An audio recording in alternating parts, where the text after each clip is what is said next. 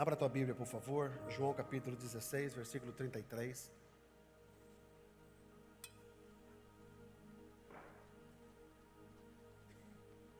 Nós estamos seguindo uma série de mensagens sobre os milagres de Jesus. E é claro, irmão, que a forma de eu preparar o sermão, todas as vezes que o Senhor coloca no meu coração algo para transmitir para a igreja, sempre está voltado naquilo que eu entendo que o Espírito Santo quer falar à igreja. E nós estamos dentro de uma série de mensagens. E o Senhor, os meninos, Patrick, pastor, qual que vai ser o tema? Falei, Patrick, eu não sei ainda. E o Espírito Santo me guiou para essa mensagem que é essa noite. É onde eu quero estar falando com os irmãos uma palavra de Jesus, que se encontra no livro de João, capítulo 16, versículo 33, que diz assim: Tenho-vos dito isso, para que em mim tenhais paz. No mundo tereis aflições, mas tende bom ânimo, eu venci o mundo. Esse versículo é um texto áureo, que a gente aprende na escola dominical, que a gente aprende nos cursos de discipulado. É um texto áureo de toda a igreja. E eu queria que você repetisse junto comigo. João capítulo 16 e 33, numa voz forte, calorosa. Vamos juntos recitar esse texto? 1, 2, 3. Tenho...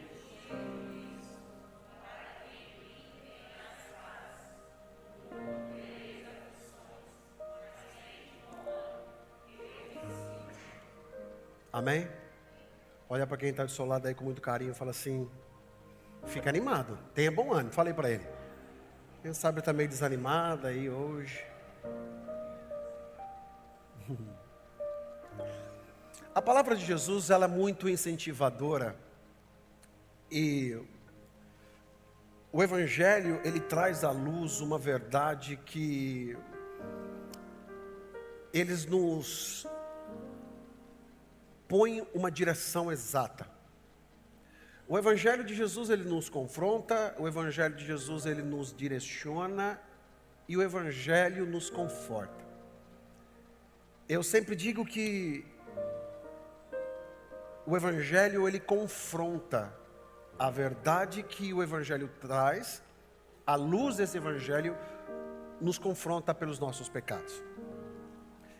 Mas Jesus, em tantos momentos, em tantas situações, ele sempre tem uma palavra de ânimo. Ele sempre tem uma palavra de incentivo. Ele sempre tem uma palavra voltada para que a pessoa caminhe, se levante. E esse texto, ele é tão profundo que ele vai dizendo: eu tenho-vos dito. Ele está falando assim: eu sempre estou falando para vocês, para que vocês tenhais paz. Daqui a pouco a gente vai entrar aqui, mas aqui já demonstra algumas direções desse versículo no que ele queria dizer, e nos traz uma tradução tão específica do que ele quer nos trazer. Primeiro, a paz é ele. No mundo você vai ter aflição, então aqui já tem duas composições, de uma paz e de uma aflição. E ele vai permeando dentro disso. Olha, eu tenho falado muito para vocês isso, para que vocês tenham paz. Vocês tenham paz. Mas não é qualquer tipo de paz, que essa paz, ela esteja em mim. Aí se alguém perguntar assim, mas por que eu preciso ter paz? Aí ele vai dizendo, porque no mundo você vai ter aflição. Então, pelo fato de ele me avisar que no mundo eu vou ter aflição, ele disse, você precisa ter paz. Não é qualquer tipo de paz, mas é uma paz em mim. E isso faz muito significado, ter uma paz em Cristo, porque uma paz de Jesus não quer dizer a ausência de tribulação, mas é a certeza da presença na hora da angústia. A paz de Jesus, ela não nos tira de um problema, mas ele está conosco dentro do problema. Quando ele diz, no mundo tereis aflição, ele está dizendo, olha, eu não vou livrar vocês, vocês não vão ter vida boa, vocês não vão ter vida fácil. Mas eu estou dizendo para vocês que vocês tenham paz.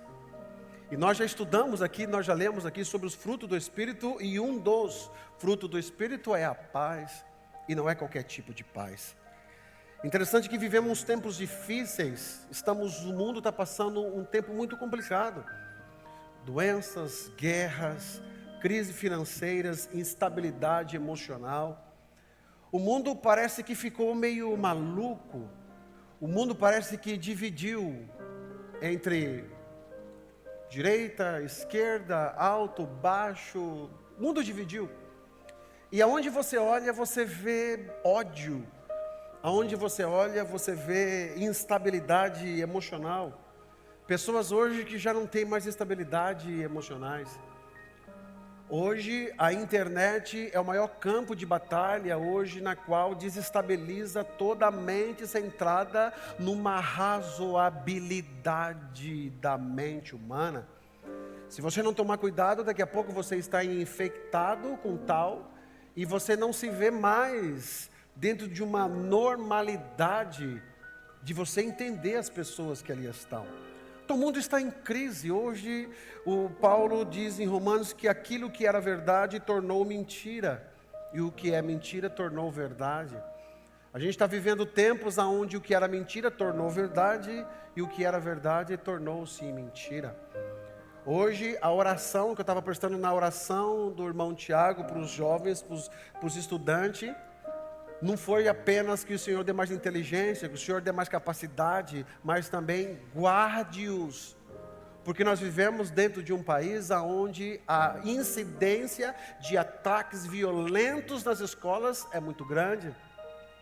E aí tem aqueles papais que vão deixar os seus filhos irem pela primeira vez à escola. Aí eu fico imaginando a cabecinha, o coração, que muitos desses que sofreram essa tragédia de escola, despediram os filhos de manhã e logo receberam a notícia da tragédia que aconteceu. Então a gente não tem paz. Aonde você olha, você sai para trabalhar, você já sai agoniado, porque os problemas, a pressão, ela é tanta. Parece que a gente vive dentro de uma panela de pressão.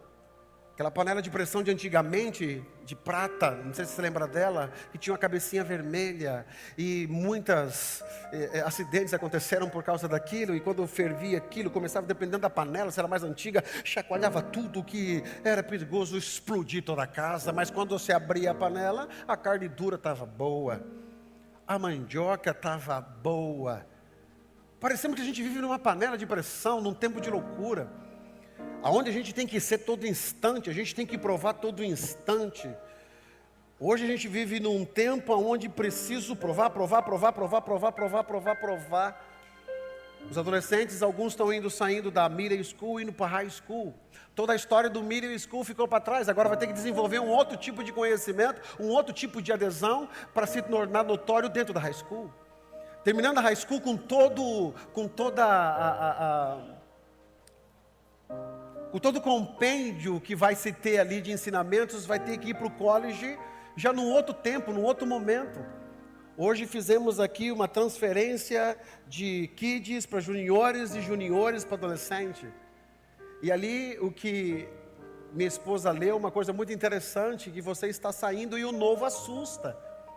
Agora você entende que essa pressão é desde sempre. Do kids que está indo para os juniores, que na cabecinha dele está tudo igual, mas como é que vai ser os juniores?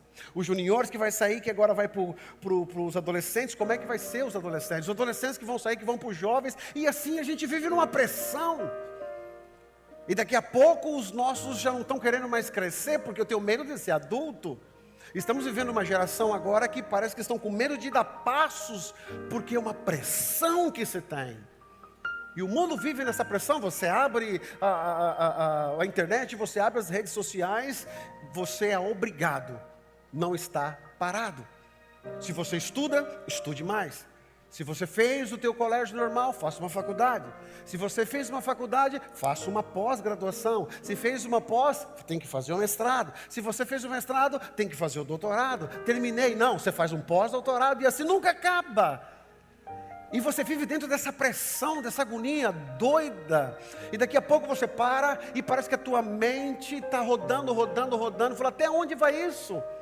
Aí você vem para casa, a pressão dentro de casa. Você é o supridor, você é a mãe, você que está ali. Hoje eu vi uma coisa interessante, e a gente sempre vê, às vezes tem as mulheres que trabalham fora e tem as mulheres que não trabalham, que cuidam da família, né? E a gente desenvolveu o mundo desenvolveu uma ferramenta dizendo que parece que a mulher que fica em casa, ela não trabalha. E isso não é daqui, isso já veio de alguns anos, onde as mulheres foram empenhadas e elas se acham menos do que as outras que trabalham fora, sendo que trabalhar em casa é misericórdia.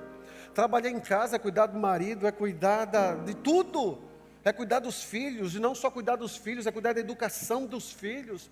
É claro que nós estamos vivendo num tempo hoje onde existe um entendimento maior de parceria financeira. Os dois estão trabalhando, vamos trabalhar junto para um futuro melhor e está tudo bem. O que estou querendo dizer é que a gente vive uma pressão. Pressão para quem sai, pressão para quem fica. Pressão para quem está namorando, tem que casar. Pressão para quem casou, tem que ter o primeiro filho. Pressão que teve o primeiro filho, mas não vai vir o segundo não. E se nascer duas meninas, será que não vai ter um menino não? Que pressão é essa? A gente vive sempre numa pressão. E o mundo parece que está desse jeito, e os crentes também, porque você acaba entrando dentro de uma pressão. Você não está vendo para o culto por quê? Porque eu estou trabalhando, porque eu estou aproveitando o sol, porque eu estou fazendo isso. Olha a pressão. Eu não estou fazendo isso porque é só agora que vai chegar o inverno e tal, e eu preciso trabalhar. E essa pressão toda. E parece que a gente é obrigado a fazer coisas para atrair pessoas. Aí é onde você vê igrejas também se perdendo dessa pressão. Porque ela é obrigada a fazer coisas para atrair pessoas, como um comércio que eu preciso colocar em luminária para bem forte. Olha, vem, que aqui você vai ter. Que pressão é essa? Então a gente vive uma pressão desde o pequeno, desde o menor. Aí você fala, onde isso vai acabar? Aí vem Jesus, no meio de tudo isso. E com essa pressão toda, você vai meio que desanimando. Quantas pessoas desanimadas a gente tem hoje? Você só está vivo, mas o teu desânimo está zero. Se for fazer uma taxa agora, colocar aí alguns eletrodos em você para medir o teu ânimo e desânimos, talvez a maioria aqui ia dar o pico de desânimo. E o desânimo ele vem de uma tal forma que elimina as tuas forças. Tem gente que lida bem com isso, porque mesmo desanimado ele não aparenta estar desanimado.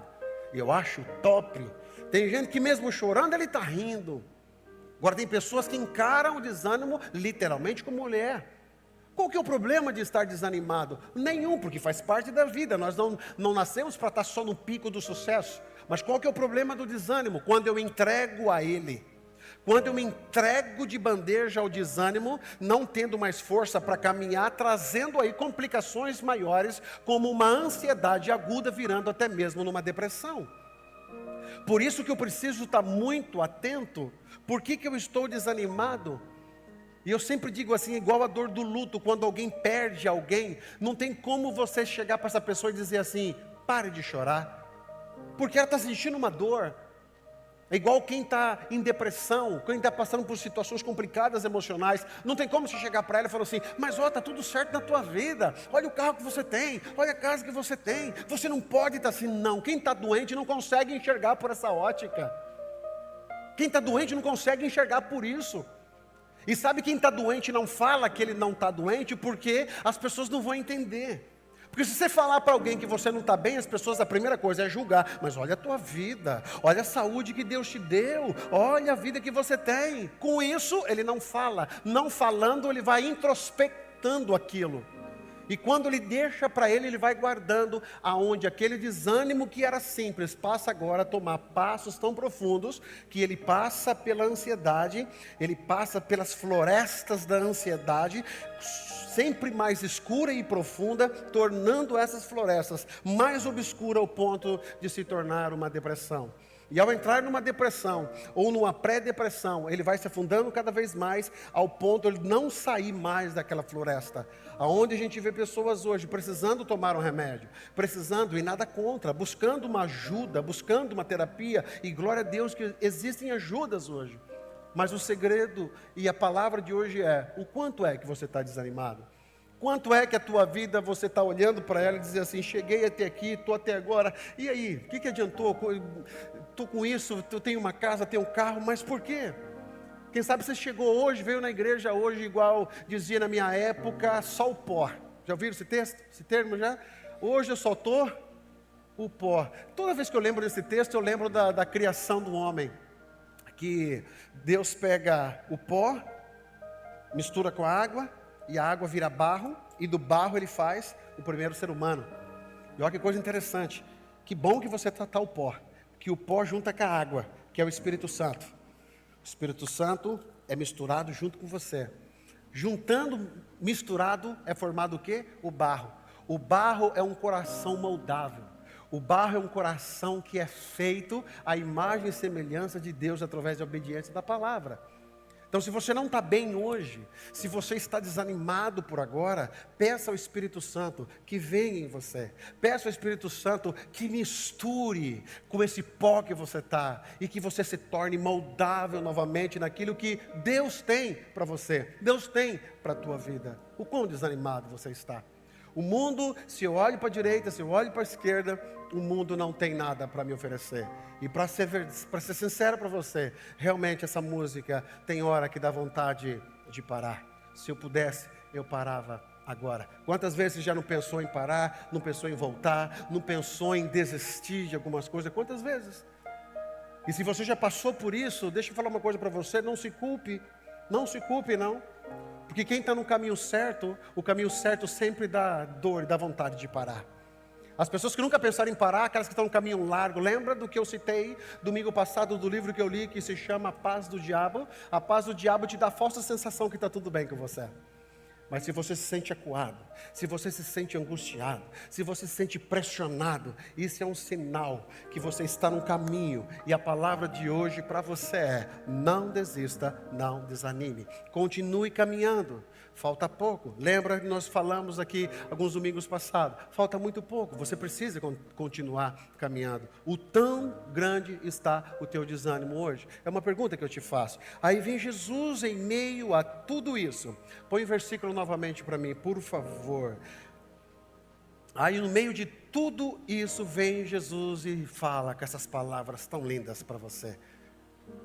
Eu tenho dito isto. Em outras palavras, traduzindo como se estivesse sentado e olhando para você, eu tenho falado para vocês sempre. Para que vocês em mim tenhais paz. Aqui ele está falando como que ele estivesse chacoalhando você. Não busque paz em outras coisas. Paz buscada em outros caminhos traz uma falsa sensação. Exemplo, o desânimo. Quando eu termino com esse desânimo, o que me anima? Você vê que uma música alegre me anima. Você vê que uma festa me anima. Pessoas que comem bem, anima. Por que o carnaval tem muitas pessoas e eles não prestam atenção no outro dia? Eles curtem aquele dia. Porque aquela festa traz uma adrenalina que dá o pico no cérebro dele e diz: eu estou feliz. Uma bebida, quando alguém senta, quando alguém é tímido e tem dificuldade de pedir alguém namoro, aquela coisa toda, vamos supor que ele está dentro de um ambiente, numa balada qualquer, aí os amigos deles assim, bebe um pouco, bebe que você vai ter coragem. Aí a pessoa pega e bebe e de repente ele fala: uau, eu vou lá. Aquela bebida, aquela droga destilada mandou uma informação para o cérebro dele de dopamina. Não é que deu coragem, é que a dopamina bateu lá no cérebro e ele diz: agora eu vou, eu me sinto bem. Quando uma pessoa, eu fazia o meu estágio de psicologia na Cracolândia, e lá eu ia todas as quintas-feiras e eu entrevistava as pessoas. O meu trabalho de campo era entrevista com essas pessoas da Cracolândia, aonde eu conheci pastores, médicos e pessoas importantes dentro do cenário da sociedade, morando na rua. E uma delas que me chamou muita atenção, que eu não esqueço, foi um rapaz que era bem afeiçoado, vem de uma família boa, e ele estava me dizendo, e ele disse assim: você já usou droga? E eu disse: não. E ali eu estou como o profissional, estava ali como estudante. Ele disse: não, nunca. Ele disse assim para mim: nunca use, porque quando você começar a usar, nunca mais você vai ter força para parar. Aí ele foi dizendo para mim sobre o crack, a maconha e a cocaína. Ele disse que a maconha, quem fuma, aquilo ali demora um tempo para chegar na mente, e a pessoa fica meia lesa. A cocaína, quando ingerida, aquele pó sobe mais rápido que a maconha. E bate lá em cima, adrenalina, dando um pico de sensação boa. O crack, ele disse, é o mais perigoso, que no primeiro trago daquela droga, imediatamente a pessoa sente um prazer. E você sabe o que vicia? Você já parou para pensar por que as pessoas viciam? Não é porque elas buscam aquele produto, aquele cigarro, aquela droga. Não, ela está buscando a sensação que aquilo está trazendo para ela. Então entenda como é que funciona o nosso cérebro diante das drogas e das dopaminas que vêm. A pessoa que ela cheira uma droga, ela cheira ali a cocaína, ela cheira uma droga, ela cheira e ela tem uma sensação boa de prazer. Porque pensa assim, vida difícil, é complicado, perdeu família, de repente ele tem acesso à bebida, ele tem acesso a uma droga e aquilo dá uma sensação boa, o cérebro dele diz assim, gostei, você ficou bem. Quando ele vai buscar novamente a segunda vez, ele não vai porque aquela droga, aquele cigarro, aquela bebida em si vai dar aquele prazer para ele, mas a sensação dela, o cérebro está pedindo. É como se fosse assim, você comeu alguma coisa, ele fez alguma coisa, o cérebro disse assim, esse aqui foi bom, eu quero mais. Aí o cérebro manda a necessidade de que ele quer mais daquela sensação boa, e aí é onde ele busca. E uma vez indo pregar numa das agendas do Brasil, alguém foi me buscar no aeroporto, e na caminhada do aeroporto até a cidade na qual ele iria me levar para estar pregando, a gente foi conversando e ele me disse que ele foi usuário por muitos anos. Por muitos anos. E eu sempre gosto de estar perguntando, e ele falando de como é essa sensação. Ele disse que a sensação quando a pessoa chega lá, quando bate no cérebro dele, todas as vezes que a pessoa fica viciada, ela quer a mesma sensação. Mas nunca mais, escute isso, quem usa a primeira vez, ou bebe, ou cheira, qualquer tipo de droga, a primeira sensação, ele nunca mais vai conseguir. Aí você vai entender por que a pessoa vicia. Por que ela vicia? Porque ele está buscando a primeira sensação, e nunca vai conseguir. E por que ela vicia? Porque o cérebro sempre quer mais. Por isso que ele começa com um gole, e vai para uma lata. Ele sai da lata e vai para uma garrafa. Está entendendo agora? Por isso que ele sai de uma carreirinha e já vai agora para outro tipo. Aí já não sei como é que funciona. Aí ele sai de um tamanho de cigarro e já vai para um tamanho não sei do que. Porque o cérebro está pedindo, eu quero mais. Essa sensação foi boa. E ele vai pedindo mais, vai querendo mais, vai querendo mais, vai querendo mais, vai querendo mais. Daqui a pouco, aquela falsa sensação de paz virou inferno dele. Aí por isso que Jesus está dizendo aqui, você precisa ter paz, tenha paz em mim. Não busque paz no mundo. Porque ele está querendo dizer que toda paz que você for buscar lá fora, vai te fazer mal. Aí nós estamos falando do tipo de droga, mas há um outro tipo de droga também, que você vai saber direitinho, não sei se você é drogado ou não, ou se você é usuário ou não, mas aqui você vai entender dessa droga, dinheiro. O dinheiro é outra droga que te dá sensações de prazer, de dopamina no teu cérebro. Haja vista quando você trabalha a semana toda, está cansada, que você limpou 150 casas dentro de um dia, sexta-feira vem a tua boss lá e diz assim, está aqui o teu pagamento. Quando você pega aquele negócio na tua mão, dá um negócio assim, glória, não sei de onde vem aquilo, você se esqueceu do sofrimento. Quando você trabalha carregando pedra, Danilo, tá? Um exemplo, aquela pedra pesada, meu Deus, o que eu estou fazendo aqui? Aí vem na sexta-feira o teu chefe e fala, Danilo, ó, tá aqui, ó, 1, 2, irmãos, é como se tirasse o sofrimento daquela desgraceira, ó, foi embora o cansaço.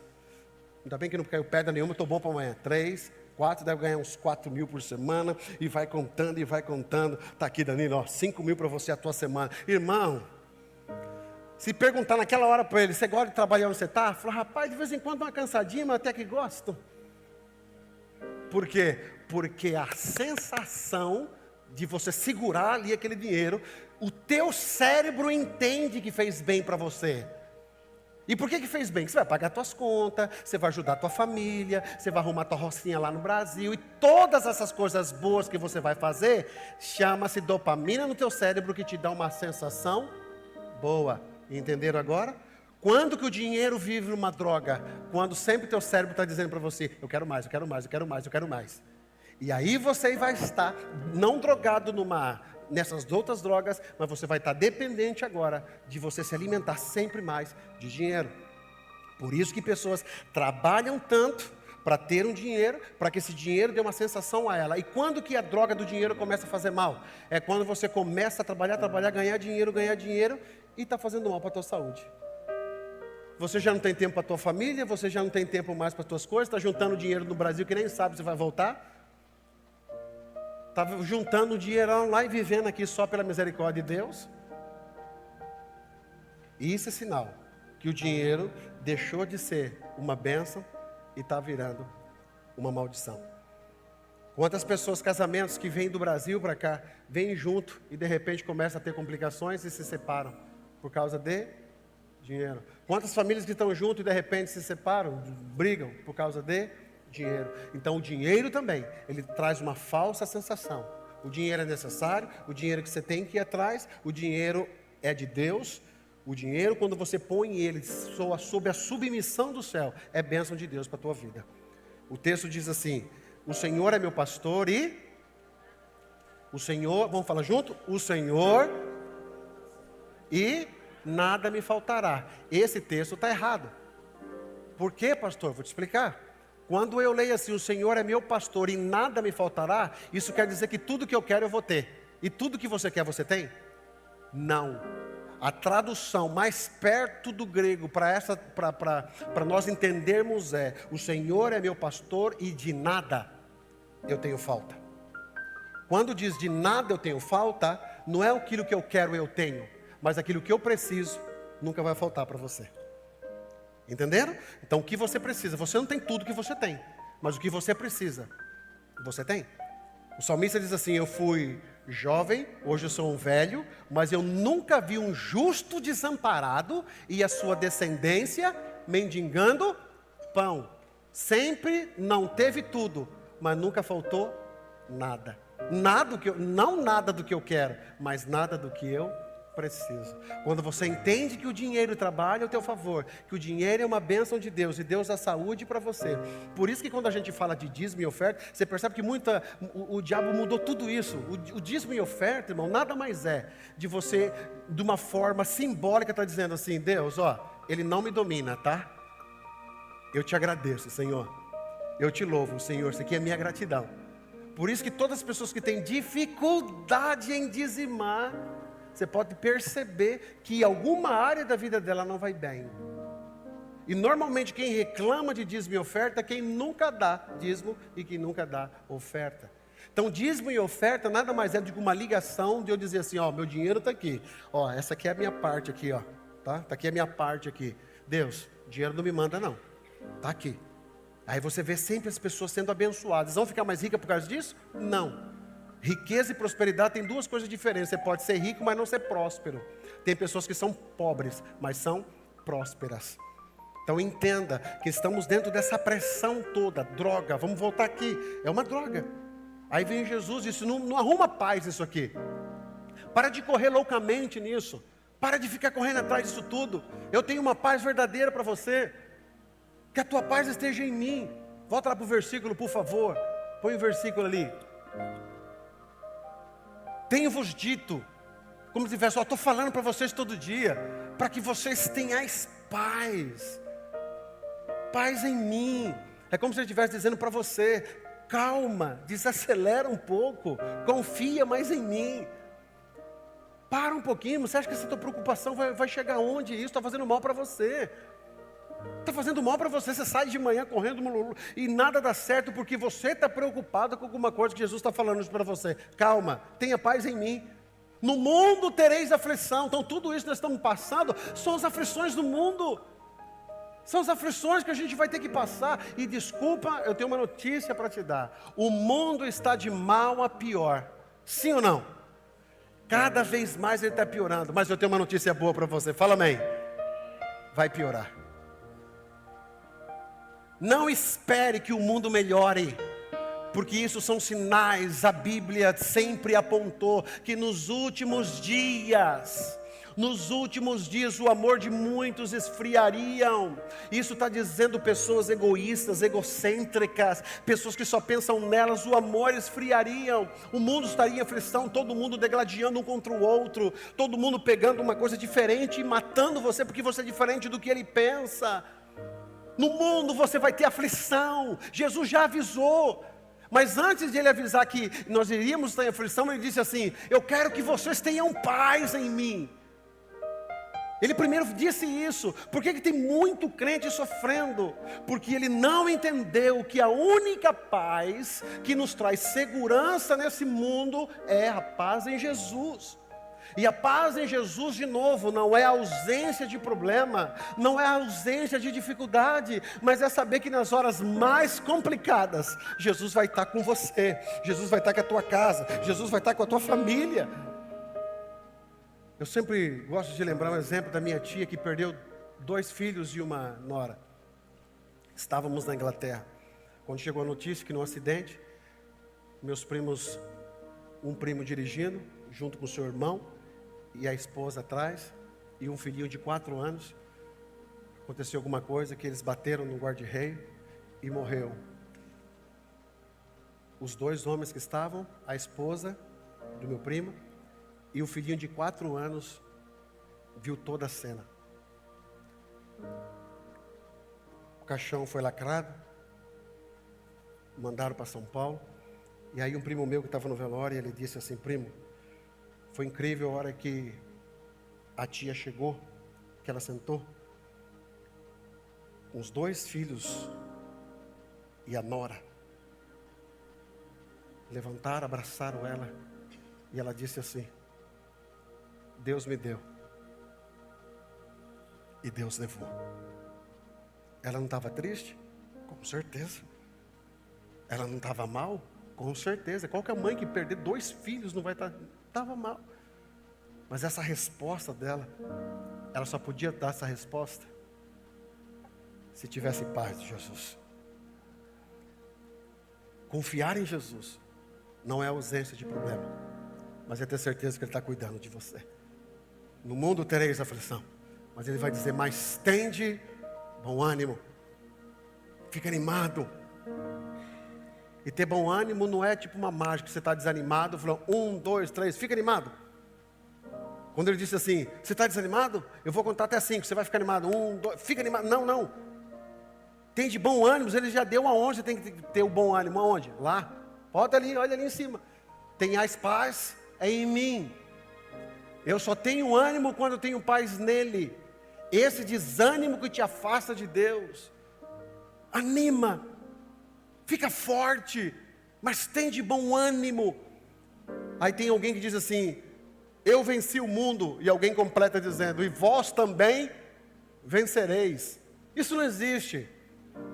Colocar esse adendo, colocar esse apêndice, não existe. Está ali, ó: eu venci o mundo. O que ele quer dizer? Fica tranquilo, eu já zerei a máquina, eu já fui na cruz, fique em paz, não tem que você estar preocupado aí se, fica animado, eu estou com você todas as horas, eis que estarei convosco todos os dias até a consumação do século, eu estarei com você todos os dias até a consumação do século. Você tem a promessa de Jesus que estará com você, apenas confia, tenhais paz nele. No mundo você vai ter aflição, vai ter bastante, vai piorar mais ainda, mas descansa no Senhor.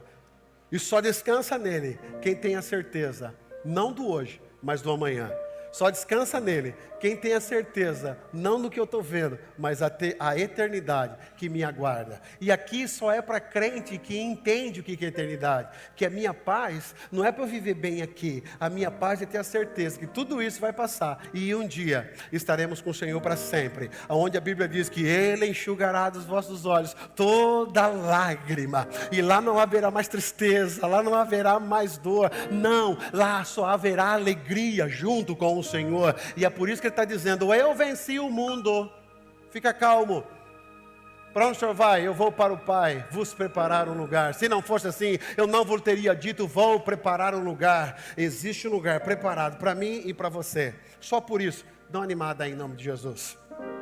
Só por isso dá uma animadinha em nome de Jesus. Pastor, mas eu estou ganhando um pouco ainda, rapaz, mas olha lá, teu nome está escrito no livro da vida, menino. Ô, glória! Amém! Você pode estar rico que for, mas o nome não está escrito no livro da vida, só por isso. Tenha de bom ânimo. Eu venci o mundo. Fiquemos de pé, em nome de Jesus.